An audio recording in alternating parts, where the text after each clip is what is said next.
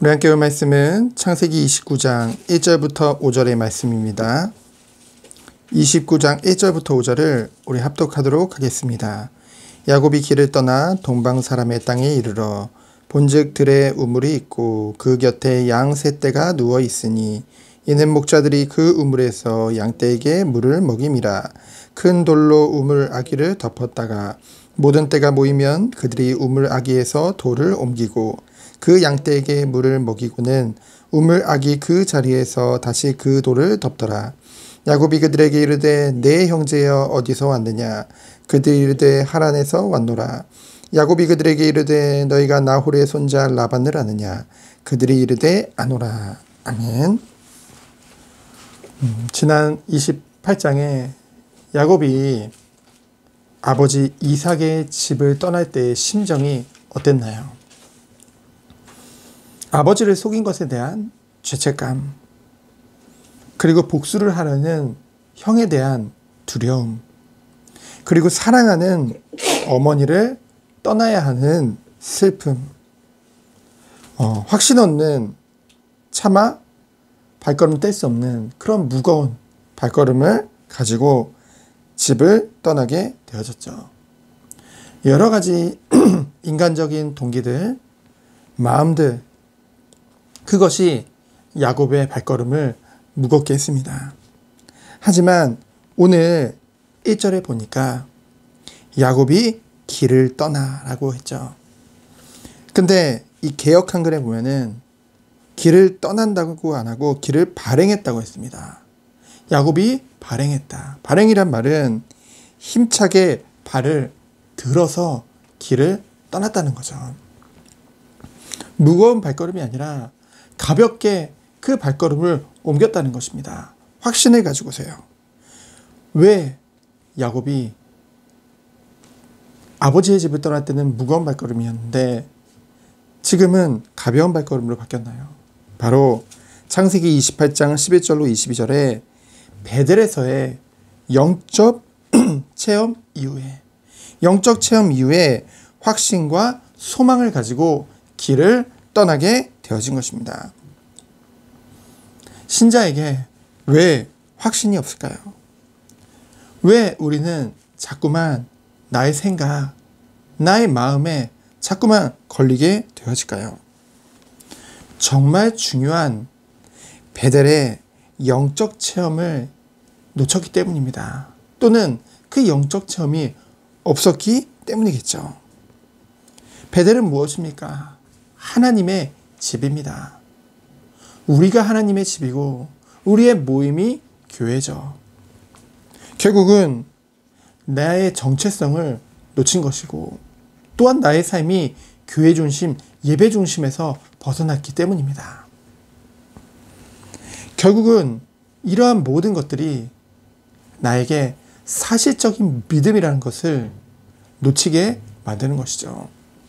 그렇기 때문에 가장 중요한 것은 무엇입니까?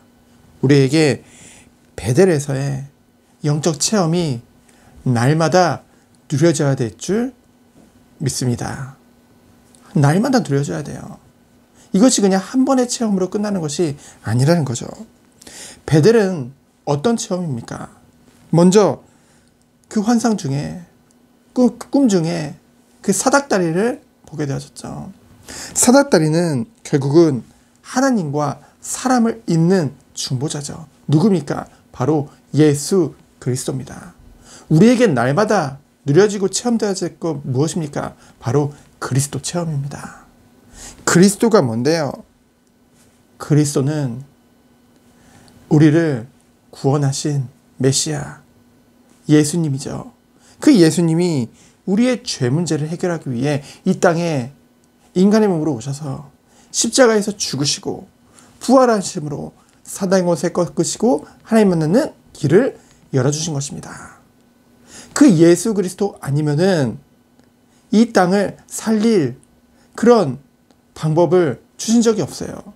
오직 예수만이 나를 살리고 나의 현장을 살리고 모든 것을 살리게 되어지죠. 그 은혜, 그 사랑, 그 모든 것 대신은 그리스도를 날마다 누리는 것입니다. 그래서 두 번째로 어떤 체험입니까? 천사가 오르락 내리락 했다고 했죠. 그건 뭡니까? 기도를 담은 심부름자, 하나님의 사역자인 천사가 오르락 내리락 했다는 것은 바로 영적인 비밀, 기도의 비밀을 말합니다.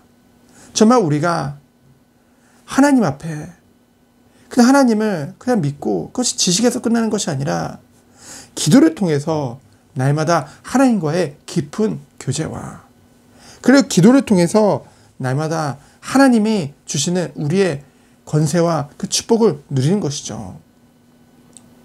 실제로 하나님과 소통 가운데 들어가는 것입니다. 그러면서 무엇입니까? 베델에서 여호와 하나님께서 현현하셨죠. 현현이란 말은 무엇입니까? 나타내 보이셨다는 것입니다. 우리가 어떻게 하나님을 볼 수 있습니까? 말씀이 곧 하나님이죠. 하나님이 현현하시고 야곱에게 약속하셨죠. 내가 그 약속을 이루기까지 너를 떠나지 않겠다. 바로 우리는 말씀을 통해서 역사하시는 그 하나님을 체험하는 것입니다. 바로 말씀 체험이죠. 우리에게 이것이 단 한 번으로 끝나는 것이 아니라 날마다 누려져야 될 줄 믿습니다. 이 영적 체험 이후에 우리 야곱은 어떻게 했습니까? 바로 확신 있는 발걸음을 걷게 되어진 것이죠. 그가 2절에 보니까 우물이 있고 보라 우물이 있다 라고 직역하면 그렇게 나오거든요. 일종의 이정표 역할을 하죠. 우물이요. 기쁨의 외침으로 말을 한 것입니다. 왜요? 하나님이 나를 정말로 인도하셨구나.